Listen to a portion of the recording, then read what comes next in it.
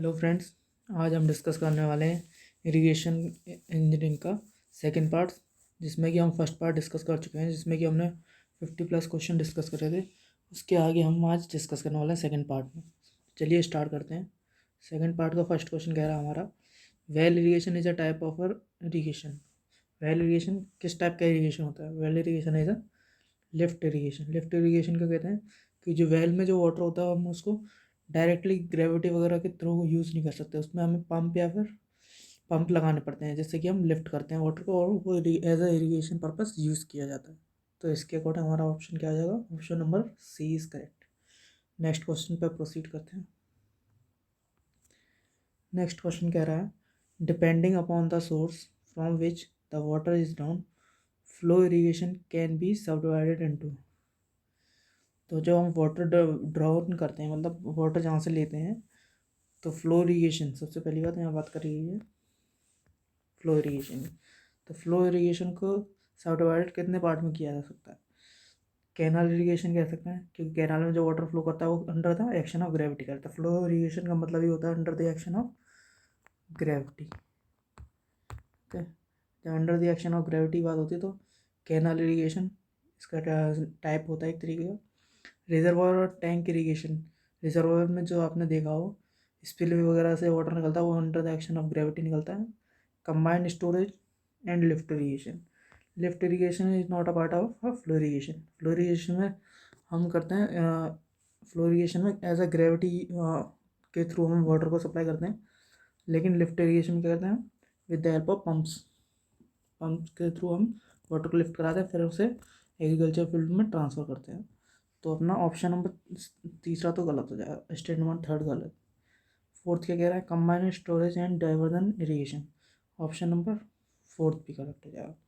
Diversion irrigation क्या होता है? आपने देखा हो जो क्रॉस हेडवर्क वगैरह हम यूज़ करते हैं, वो डाइवर्ट करने के लिए, कैनाल से वाटर डाइवर्ट करने के लिए क्या करते हैं, उसी को हम डाइवर्जन इरीगेशन कहते हैं। तो ऑप्शन नंबर स्टेट नंबर 3 गलत हो जाएगा, बाकी first second and fourth is right. तो ऑप्शन नंबर हमारा इस हिसाब से कौन सा हो जाएगा? Option number B is correct. Next question proceed करते हैं। नेक्स्ट क्वेश्चन कह रहा है, the surface joining the static water level in several wells penetrating a confined aquifer represent.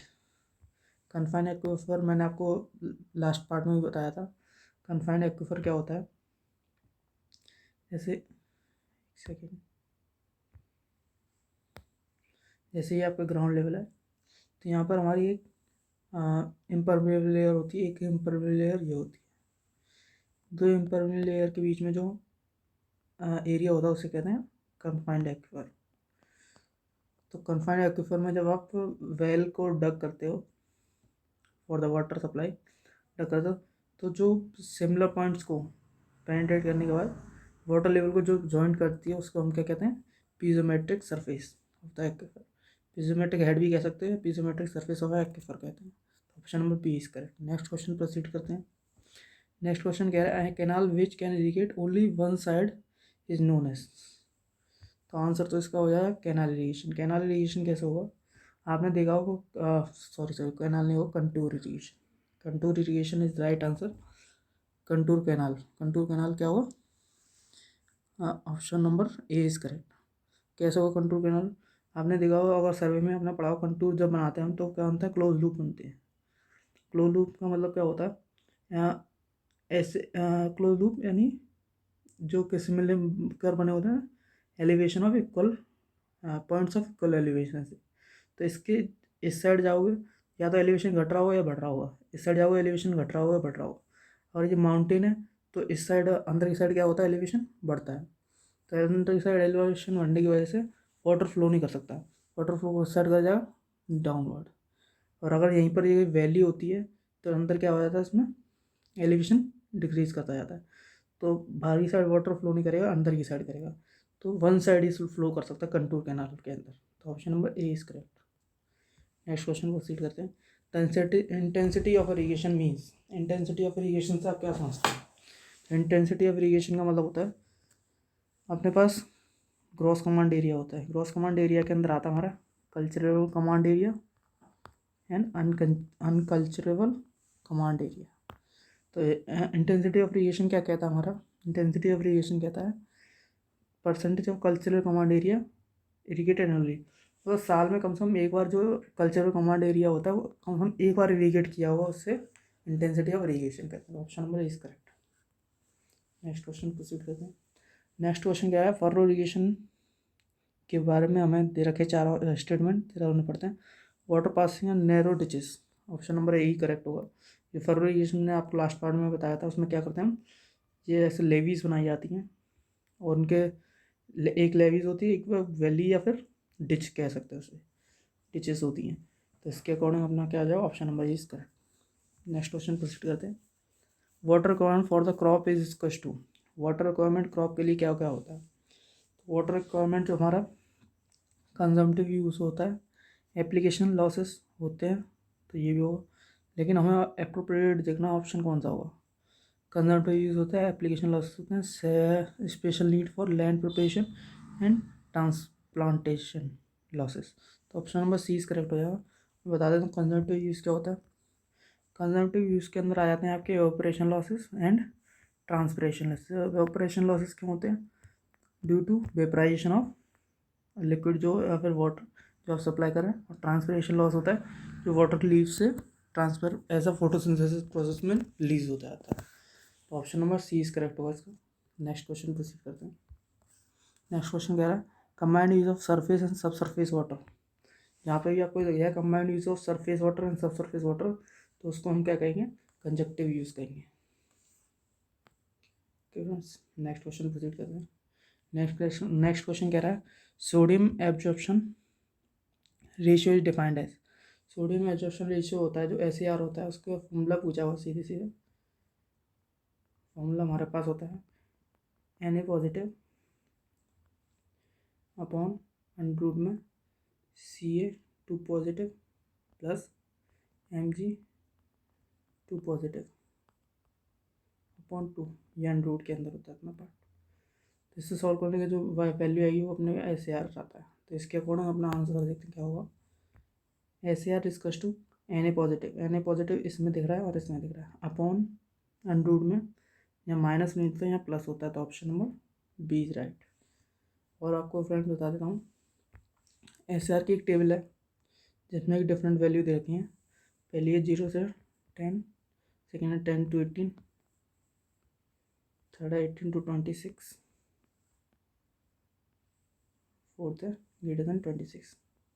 तो इसमें क्या होता है, लो SAR लो सोडियम एब्जॉर्प्शन रेट, इसमें होता है मीडियम के लिए ये होता है हाई, लास्ट होता है वेरी हाई SAR। तो ये आपको याद रखनी है, इस पे बेसिस क्वेश्चन पूछे जाते हैं। रेंज दी होती है, आपको आंसर करना होता है, लो होगा, मीडियम होगा, या वेरी हाई होगा, हाई होगा। नेक्स्ट क्वेश्चन प्रोसीड करते हैं। नेक्स्ट क्वेश्चन कह रहा है the conservative use of water in the basin means, conservative use जो हम वाटर का करते हैं किस लिए होता है, combined use of water for irrigation and hydro power generation, ये तो गलत है। कंजम्पटिव यूज मैंने अभी आपको बताया, कंजम्पटिव यूज का मतलब क्या होता है, evaporation losses and transpiration losses, ये दोनों को मिला के कह सकते हैं हम इवेपोर ट्रांसपिरेशन लॉसेस।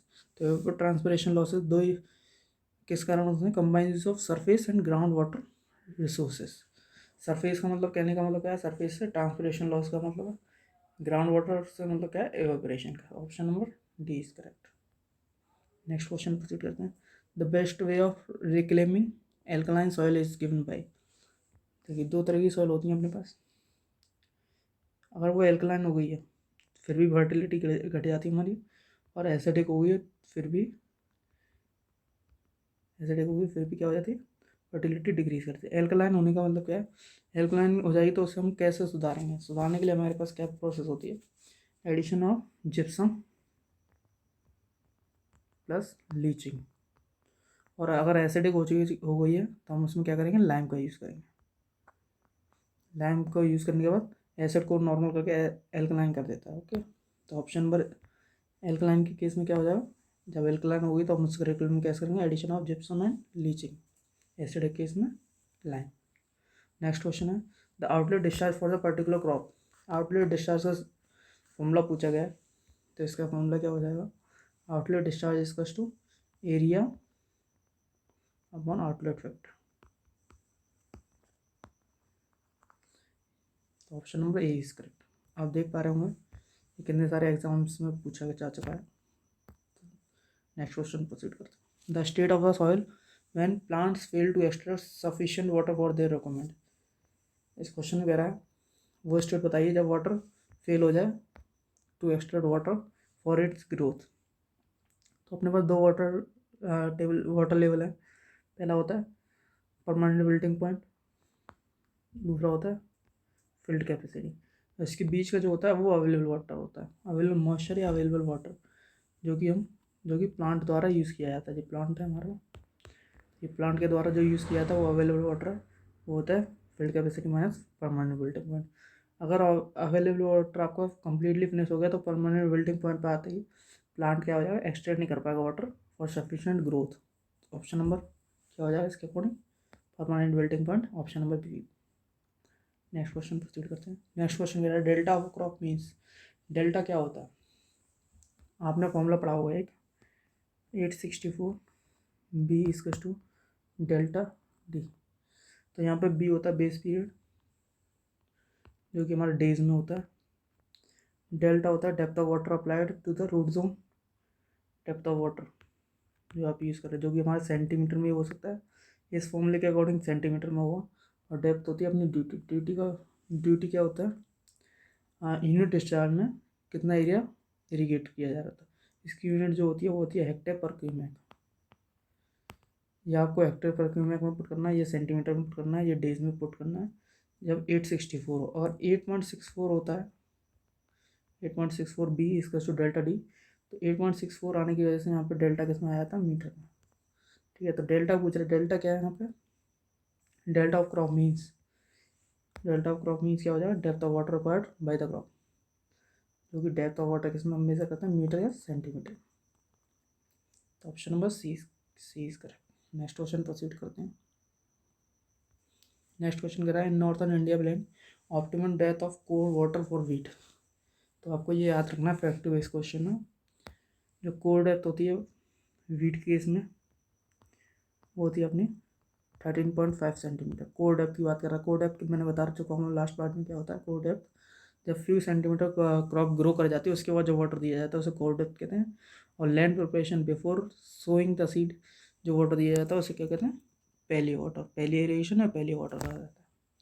तो यहाँ वीट के लिए हो जाता है 13.5, तो option number A is correct. और राइस के लिए अपना क्या हो जाता है, kor depth 19.5 centimetre.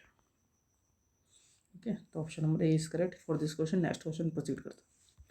Next question कह रहा है kor watering is irrigation water supplied to the crop. अभी भी बताया मैंने लास्ट क्वेश्चन में कोर वाटर क्या होता है, when the crop is has grown few centimetre and water is applied for first time. जब क्रॉप फ्यू सेंटीमीटर ग्रो कर चुकी है तब उसे जो वाटर दिया जाता है उसे क्या कहते हैं, कोर वाटर या kor irrigation. Next question proceed करते हैं। नेक्स्ट क्वेश्चन कह रहा है if duty is 864 hectare per cubic and base period 120 days then what is the delta of the crop. यानी डेप्थ ऑफ वाटर पूछ रहा है कितना यूज़ किया जाएगा जब ये हमने डाटा दे रखा है। मैंने अभी आपको फॉर्मूला बताया था, इस फॉर्मूले से सॉल्व करेंगे। 864, एक सेकेंड, अपने पास क्वेश्चन है ये, इस क्वेश्चन को सॉल्व करेंगे।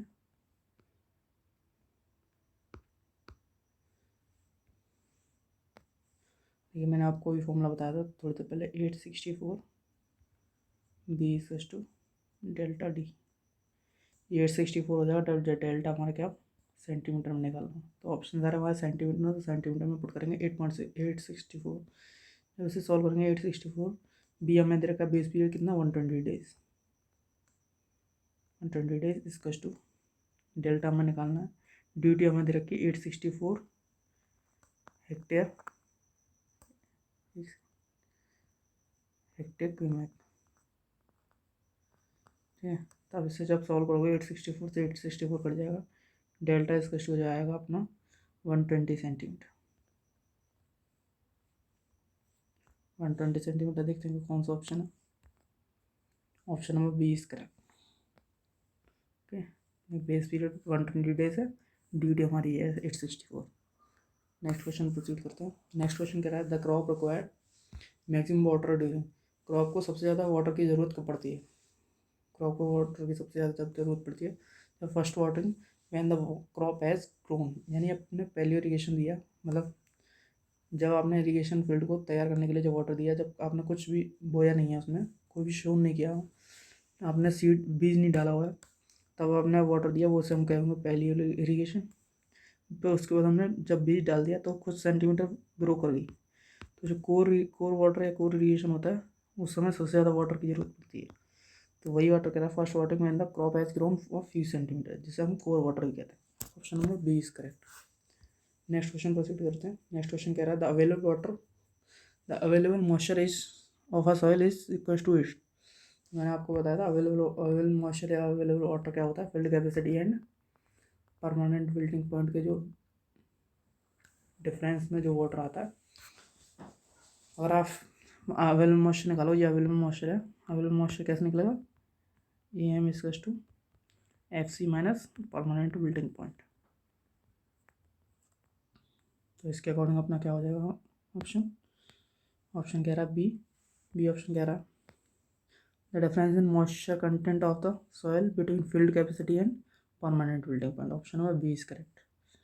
नेक्स्ट क्वेश्चन प्रोसीड करते हैं। नेक्स्ट क्वेश्चन कह रहा था field capacity of a soil depends upon, जो फील्ड कैपेसिटी होती है यानी maximum water that can soil can retain, तो किस किस पर डिपेंड करेगा, capillary tension in soil. Capillary tension क्या होता है, आप जो सॉइल होती है उसमें क्या होता है, स्मॉल स्मॉल पोर्स होते हैं जिनके थ्रू वाटर सीप करता है, परकोलेट करता है। तो क्यों करता हो, क्योंकि वो सरफेस टेंशन, उसमें कैपिलरी टेंशन आया था as act as a surface tension. तो ऑप्शन नंबर ए पे तो डिपेंड करेगा। दूसरा कह रहा है पोरोसिटी। पोरोसिटी क्या बताता है, पोरोसिटी बताता है हमारा कितना गैप है उन पोर्स के बीच में, या जो आपके सॉइल के पोर्स हैं छोटे छोटे उनमें कितना गैप है, तो उस पोरोसिटी पे भी डिपेंड करता है। Option number C is correct. Next question proceed करते हैं। नेक्स्ट क्वेश्चन कह रहा है for the growth of plant the useful soil moisture is, मतलब प्लांट की ग्रोथ के लिए कौन सा वाटर मेनली यूज में आता है, वाटर या मॉइस्चर। तो ऑप्शन नंबर सी हो जाएगा अपना आंसर। देखिए कई डिफरेंट टाइप्स के वाटर होते हैं अपने कोई भी सॉइल पार्टिकल के ऊपर, कौन कौन सा होता है, एक होता है स्ट्रक्चरल वाटर, एक होता है हाइग्रोस्कोपिक वाटर, एक होता है ग्रेविटी वाटर, एक होता है कैपिलरी वाटर। तो जो वाटर प्लांट जो यूज़ करते हैं मेनली वो कैपिलरी वाटर को मेनली यूज़ किया जाता है और किसी वाटर को यूज़ नहीं कर सकता। स्ट्रक्चर वाटर यूज़ होता है किसी भी सॉइल के पार्टिकल को कोहेजननेस प्रोवाइड कराने के लिए। नेक्स्ट क्वेश्चन प्रोसीड करते हैं।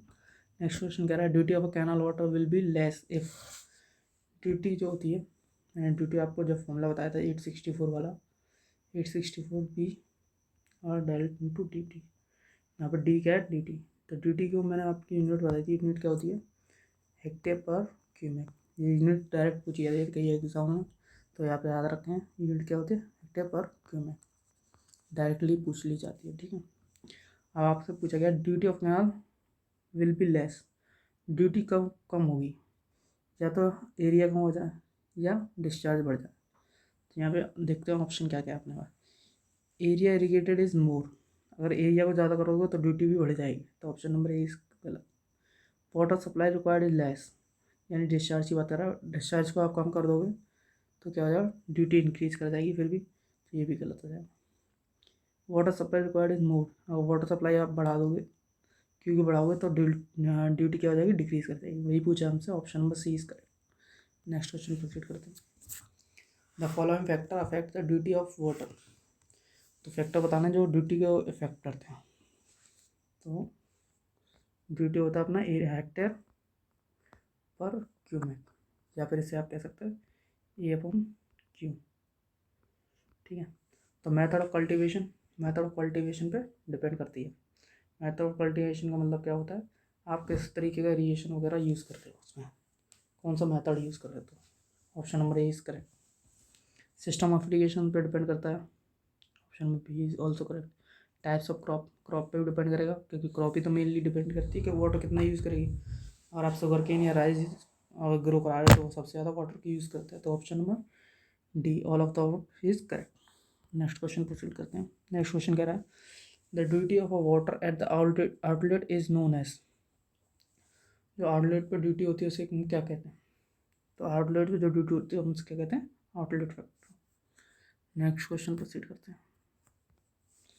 नेक्स्ट क्वेश्चन क्या है, the depth of rice root zone, जो राइस का रूट जोन होता है उसकी डेप्थ कितनी होती है, तो आप याद रखें इसलिए 19 centimetre is the right answer, 19 centimetre. Next question proceed करते हैं। नेक्स्ट क्वेश्चन कह रहा है, if the optimum depth of kor watering for a crop is 15.12 centimetre, the outlet factor for the crop for 4 weeks per period in hectare cubic. Hectare cubic में पूछा गया आपसे, तो आप देख पा रहे हैं और यूनिट पर अगर आप गौर देंगे तो यूनिट क्या आपने hectare per cubic, hectare per cubic मैंने आपको किसकी यूनिट बताई थी, ड्यूटी की। तो यहाँ पर आपसे पूछना चाह रहा है वो ड्यूटी। ओके, ये अपना बेस पीरियड डेल्टा दे रखा है, कितना सेंटीमीटर वाटर आप अप्लाई करोगे, डेल्टा ये 4B का अपने बेस पीरियड दे रखा है, तो आप फॉर्मूला सीधे अप्लाई करें 864B delta into D. Okay, यहाँ से आप डी निकालोगे तो क्या हो जाएगा 864B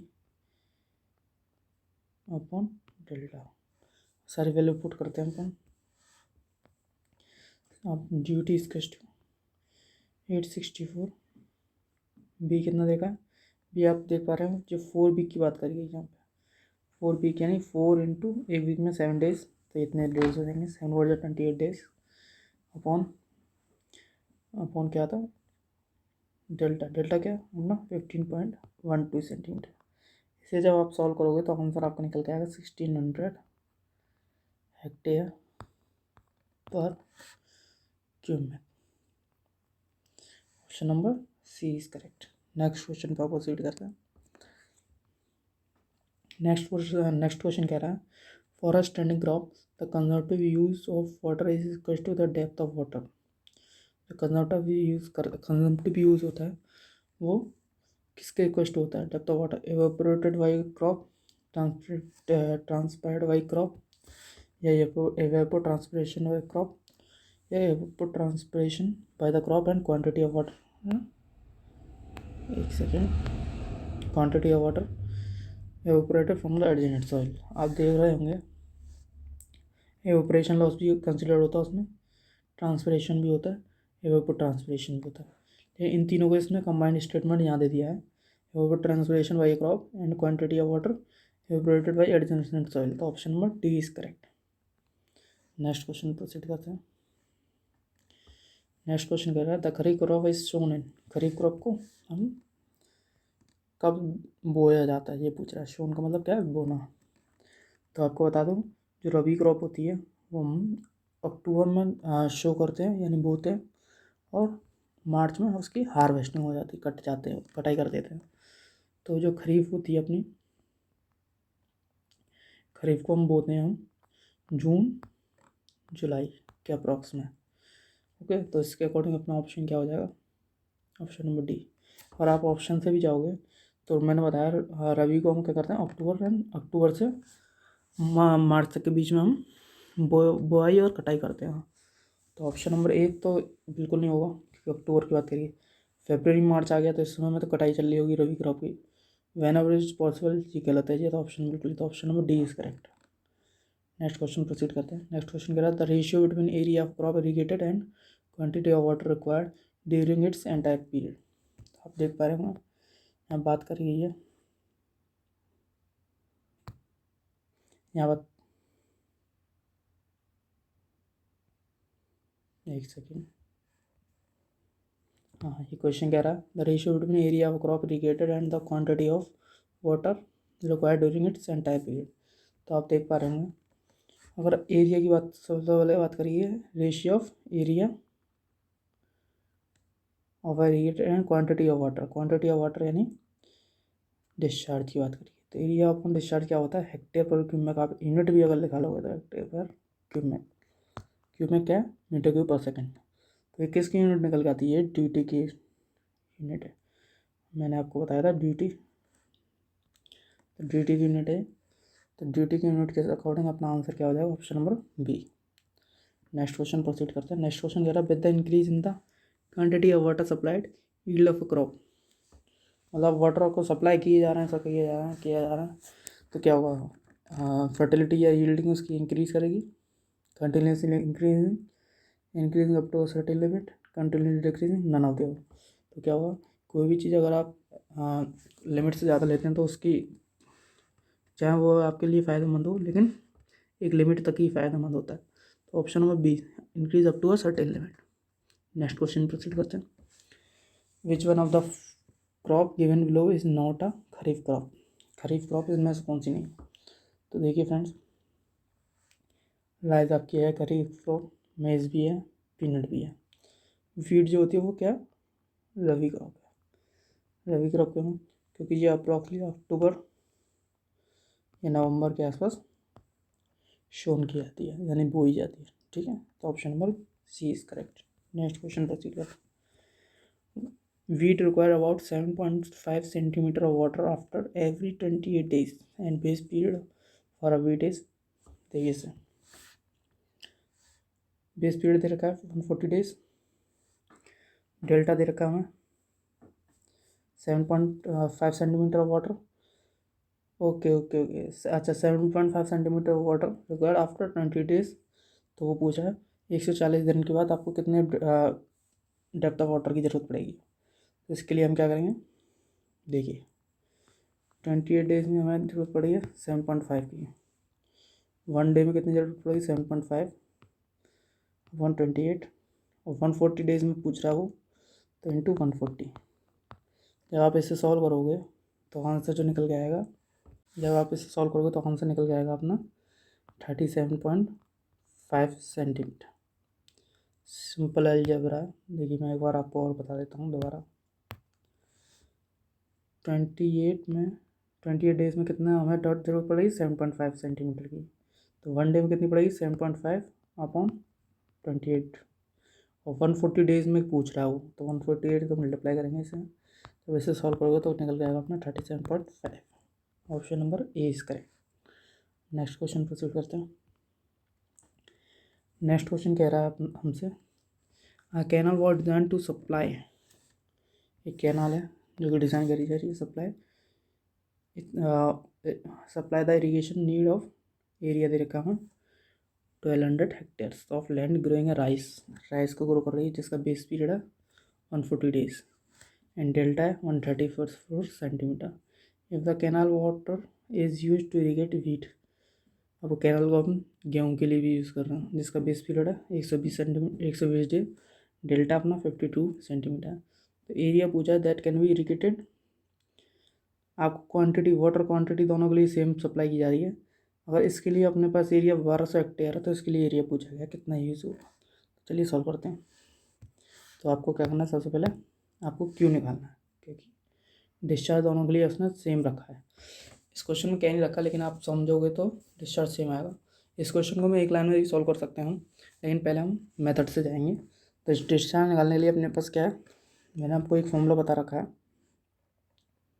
864 बी बराबर डेल्टा टू डी। डेल्टा को मैंने बताया था आपको, डेल्टा और ड्यूटी को मैंने बताया था, ड्यूटी को क्या लिखना हम, एरिया अपॉन डिस्चार्ज। यहाँ से डिस्चार्ज निकालोगे कि इसकस टू, तो क्या आएगा डेल्टा इंटू ए अपॉन 864 इंटू बी। ये हम किसके लिए लिख रहे हैं, राइस के लिए। तो राइस के लिए डिस्चार्ज निकालना है। डेल्टा में कितना दे रखा है 134, तो 134 पुट करते हैं डेल्टा की जगह। एरिया हमें दे रखा है 1200 मीटर, दूसरी क्लास होता था। एरिया में दे रखा है 1200 हेक्टेयर, 1200 हेक्टेयर। ओके, ये सेंटीमीटर में, ये हेक्टेयर में, वो यूनिट हम बाद में चेंज कर लेंगे। डिस्चार्ज हमारा क्यूमेक में निकल के आएगा। ओके, क्योंकि आपको यहाँ पे जो मैंने बताई थी ड्यूटी की यूनिट क्या होती है, हेक्टेयर पर क्यूमेक। डिस्चार्ज हमारा क्या निकल के आएगा, क्यूमेक में।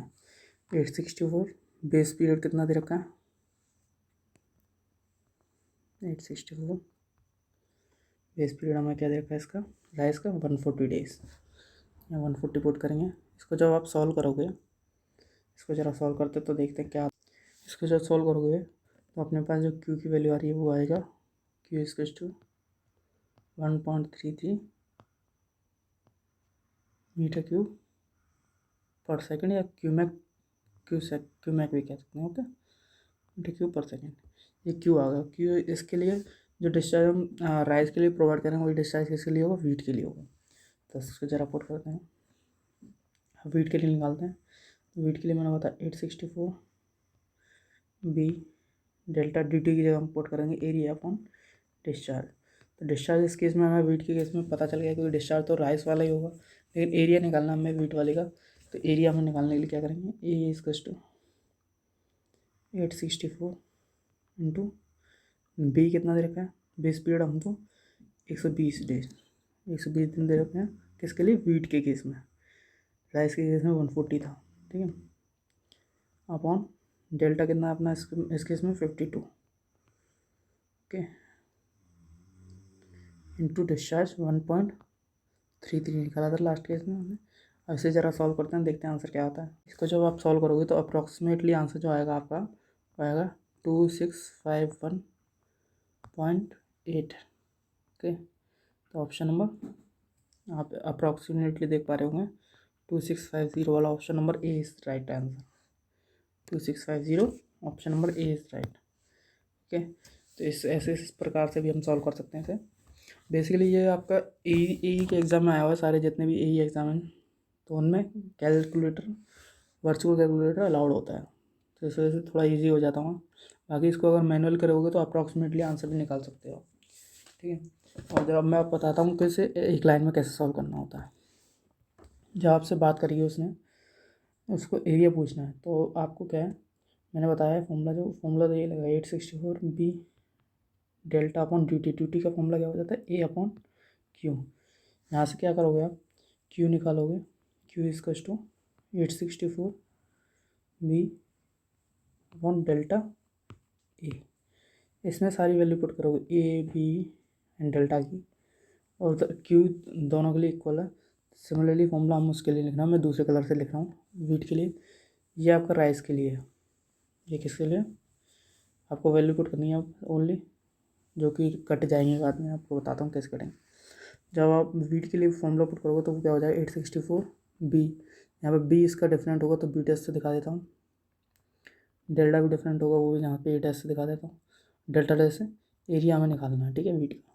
तो इसमें क्या हो जाता है 864 से 864 कट जाता है, तो कैलकुलेशन जो छोटी छोटी है 120 140 52 एंड दूसरा क्या था 134, तो इसमें और ये 1200, ये मैनुअली काट सकते हो।